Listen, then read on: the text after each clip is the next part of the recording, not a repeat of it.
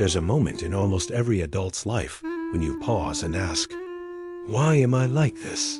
You notice your voice tightening in conflict. You notice you apologize too quickly. You notice guilt for resting, even when you've earned it. You hesitate to ask for help, even when you need it. Praise can feel unfamiliar and almost suspicious. In that quiet moment, you realize you're reacting as the child you once were. Most people never say this out loud. Childhood isn't something we outgrow. It's something we grow around. Like a tree bent by early wind, we keep that shape. We carry the contours of our earliest seasons for the rest of our lives. Even though we change and evolve, that early shaping quietly influences everything. It influences our relationships and our confidence. It influences our fears and our dreams. It influences our habits and emotional patterns. It even influences our sense of self. This shaping starts earlier than we think. Scientists say the blueprint for our emotional world begins forming by age 7. It's not finished. It's forming like wet clay. The hands that shape it aren't just parents or teachers. They are also the tone of a room and the way someone looked at you on a bad day. They are the things said with love, the things said without thinking, and the things never said at all. Childhood is full of firsts we barely remember, but never forget. The first time you felt safe. The first time you felt ignored. The first time someone raised their voice. The first time someone calmed you. The first time you were told you were capable. The first time someone made you feel small. The brain records all of it long before we know the meaning. Childhood doesn't just shape perception. It shapes expectation. It becomes the lens you use to read the world. If you grew up with encouragement, you enter rooms believing you belong. If you grew up with criticism, you may walk in already expecting failure. If calm voices surrounded you, your body may stay steady under pressure. If tension was normal, your body may still hold that tension now. Childhood doesn't ask permission to stay with you. It simply does. So much of adulthood becomes a puzzle of why small things feel heavy, why rejection hurts more than you expect, why silence feels uncomfortable, why you overthink simple choices, why you attach too quickly or never fully attach at all, why letting go feels unsafe, why achievements sometimes don't feel enough, why love can feel complicated even when it's healthy, why you can't relax unless everything's perfect, why part of you feels like you're proving something to someone long gone. People say adults are just older children. That sounds poetic, but it's rooted in psychology. Childhood patterns become mental shortcuts. The mind uses them because they're familiar, not because they're helpful. Childhood becomes the foundation of emotional instincts. It shapes why you shut down in arguments. It shapes why you replay conversations in your head. It shapes why you hesitate to trust. It shapes why you trust too easily. If love was shown by actions, verbal affection may feel uncomfortable. If affection had to be earned through achievement, love may feel conditional. As an adult, you may keep trying to earn approval. Even when safety exists now, the old script keeps playing. If you grew up around unpredictability, you may be always on alert. Your nervous system learned safety isn't guaranteed. Even if life becomes peaceful, your body may not believe it. Childhood teaches the body how to feel before the mind learns how to think. That early emotional education becomes the template your mind uses for decades. You might think you chose these patterns, but often the patterns chose you. Two people can hear the same sentence and interpret it completely differently. It's not the sentence. It's the childhood behind the ears hearing it. Childhood shapes how we love and how we communicate. It shapes how we react to conflict and recover from disappointment. It shapes how we handle uncertainty and accept affection. It shapes how we push people away and how we talk to ourselves. Your inner voice often echoes the voices you heard growing up. If you heard encouragement, that voice becomes your inner cheer. If you heard doubt or impatience, that voice can become internalized. Sometimes adults treat themselves the way someone else once treated them. Children don't only learn from actions. They absorb the emotional climate of their home. If stress was constant, your body felt it even without explanation. Years later, you might wonder why your shoulders tense when things get quiet, or why your mind races when life slows down, or why calm feels both inviting and unfamiliar. Your body adapted to a world that didn't always make sense. That adaptation became part of your personality and coping style. Some become peacemakers who avoid conflict because conflict never felt safe. Some become performers who try to earn attention. Some become helpers who put others first because worth was tied to usefulness. Some become quiet observers who hide because being seen felt risky. Some become fixers because fixing kept the peace. These roles felt natural in adulthood, but started as childhood survival strategies. They worked then, but may not serve you now.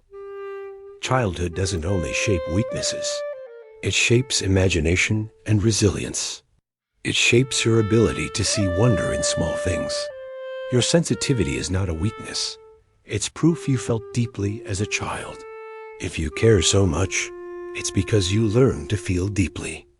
People underestimate how deeply childhood molds identity. It's present in the pause before you speak. It's present in how you check yourself before trusting. It's present in how you crave reassurance, but rarely ask for it. It's present in how you open up slowly. Certain compliments hit parts of you that were never acknowledged. You might worry about being a burden. You might struggle to say no because no wasn't allowed. You might over-explain to avoid misunderstanding. These are not random behaviors. They are chapters from a book you started writing long before you could hold a pen. Often your adult reactions are outdated protective mechanisms. You avoid expressing needs, not because you don't have them, but because the child in you learned expressing needs didn't change anything. You overwork, not because you love productivity, but because rest felt earned. You stay in situations because imperfect stability felt safer than unpredictability. You find it hard to accept help because independence became your reliable friend. None of this means you're broken. It means you adapted and survived. Those early lessons helped you make sense of things. They carried you through loneliness and confusion. You are human because childhood shaped you. Sometimes the hardest part is realizing many adult struggles are echoes. Echoes of moments you never had the language to express. Echoes of lessons learned to feel safe. You may think you're bad at relationships, but were never taught healthy communication. You may think you're too sensitive when you actually learned sensitivity to survive. You may think you're lazy when you only feel productive under overwhelm. You may believe your dreams are too big because no one told you they were possible.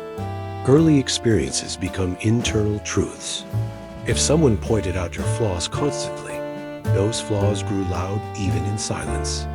If love was unpredictable, you learned to chase affection and blame yourself for its absence. If you grew up around conflict, your body may feel unsafe even when someone raises their voice in excitement. If you were compared as a child, you may compare yourself reflexively. If you had to be the responsible one, that silent pressure can carry into adulthood. Childhood shapes the brain physically. Neural pathways formed early become familiar roads the mind travels later. Patterns of fear, trust, and attachment all trace back to what you saw and heard. You may respond with intensity that doesn't match the moment. Not because you're dramatic, but because your mind uses old information to interpret new experiences. Sometimes the child in you is still at the wheel, protecting you with the only tools they had. You might feel nervous around people who haven't done anything wrong. You might freeze when asked what you need. You might feel guilty when you put yourself first. You might feel unprepared even after working hard. You might find love both comforting and scary. These are memories disguised as instincts. But the twist is this: awareness is where the past stops being the author and becomes a reference. When you notice patterns, you can see the difference between the child who is shaped and the adult beneath. You begin to see quiet strength behind fear. You begin to see resilience that kept you alive. You begin to understand some strengths were born from early struggles. If you're empathetic, it's because you felt deeply. If you're observant, it's because you had to pay attention. If you're strong, it's because you had no choice. If you're gentle, it's because you knew the cost of harshness. Childhood shaped you, but it doesn't define the whole story. There comes a moment when you realize you're no longer that child. You have more knowledge, tools, voice, and choices now. Walls that once felt unbreakable begin to look like paper. Fears that felt permanent become signals, not sentences. Healing isn't erasing childhood. It's re-educating the parts still caught there. You teach yourself what safety feels like. You teach yourself what love sounds like. You teach yourself how to rest without guilt. You teach yourself that saying no doesn't make you unworthy. You teach yourself that mistakes don't cancel your value. You teach yourself to choose relationships that don't mirror old wounds. Slowly, the child inside begins to trust the adult you're becoming. Healing often begins in the smallest moments. The pause before reacting. The choice to respond differently. Telling yourself what you wish someone had said long ago. Allowing feelings you suppressed. Breathing through discomfort instead of fleeing it. Healing is quiet and slow. It's the gentle rewiring of habits formed in years you barely remember. It's becoming the person you needed when you were young. Unlearning childhood beliefs is one of the hardest parts. Beliefs like, I need to earn love, or I'm not enough, were born from context, not truth. Beliefs are impressions, and impressions can be rewired. Start by questioning your story with curiosity, not blame. Ask if a feeling comes from present reality or something much older. Ask if a fear is protecting you or controlling you. When you ask gently, you create space where healing can occur. Sometimes what looked like a weakness was once an adaptive strength. Overthinking kept you safe. People-pleasing kept the peace. Avoiding risk protected you from disappointment. Those traits were your mind's best attempt to care for you. Understanding that helps you stop fighting yourself and start guiding yourself. Guidance is what you needed, not punishment or shame. You needed someone to tell you your feelings mattered.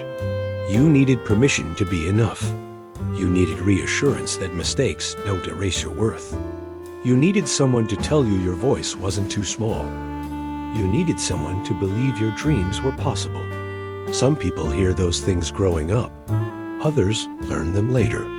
And if you choose now to teach yourself compassion, you begin to rewrite the map. You begin to train new neural roads with steady, repeated practice. You begin to treat the child inside as an ally instead of an enemy. You begin to live with more ease. You begin to answer life from a fuller self. You don't have to erase your early seasons to move forward.